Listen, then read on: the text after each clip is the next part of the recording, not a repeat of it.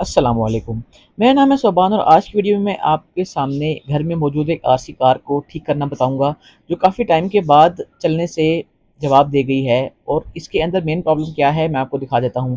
میں نے اس کا بٹن آن کیا ہے اور ریموٹ سے جب میں اس کو لیفٹ یا رائٹ کی طرف ٹرن کر رہا ہوں تو یہ بالکل ٹھیک سے کام کر رہی ہے، لیکن مین پرابلم اس کی یہاں پر آ گئی ہے کہ جب میں اس کو فارورڈ یا بیکورڈ تب آگے پیچھے کرتا ہوں تو اس وقت یہ کام نہیں کر رہی ہے، اور اس کی کوئی موٹر میں موسٹ پروبیبلی یا اس کے کوئی تار میں مسئلہ آ گیا ہے۔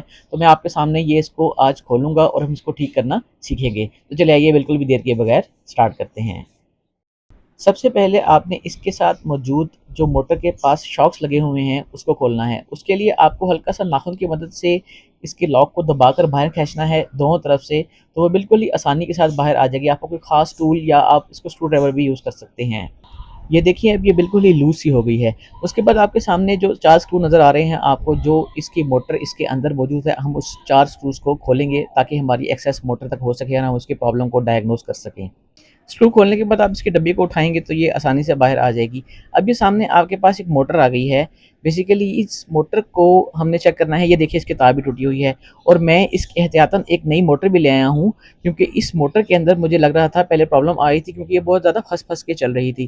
اب آپ نے اس کے کھولنے کے ٹائم پہ اس کی گراریوں کو سنبھال لینا ہے، اور یہ بھی سمجھ لینا ہے کہ آپ نے اس کو ایگزیکٹلی کس طرح کھولا تھا۔ اس کی موٹر تک اور زیادہ اچھے طریقے سے ایکسیس لینے کے لیے اس کے دونوں سائڈس پر لاکس لگے ہوئے ہیں۔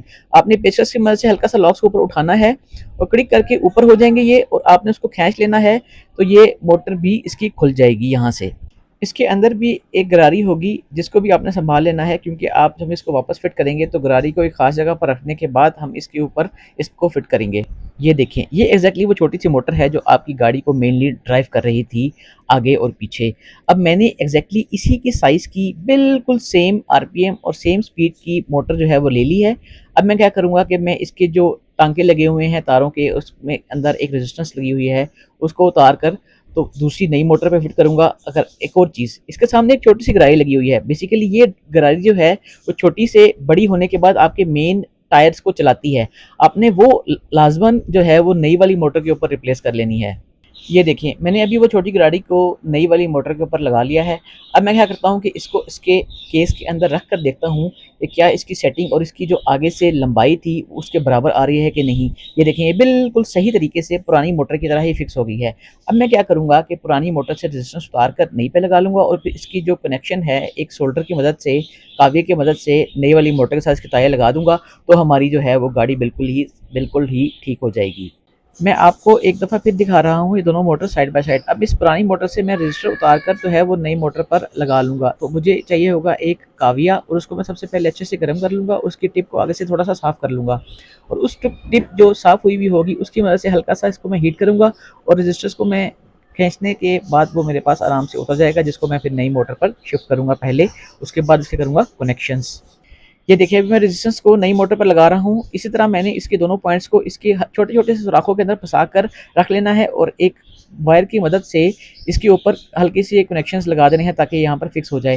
اور میں نے اس موٹر کی جو تار ہے، گاڑی کی جو تار ہے اس کو بھی لے کر اسی طرح نیگیٹو پازیٹیو میں نے یاد رکھے ہوئے تھے کہ یہ کس کس طرح پر لگے ہوئے تھے پرانی موٹر کے ساتھ۔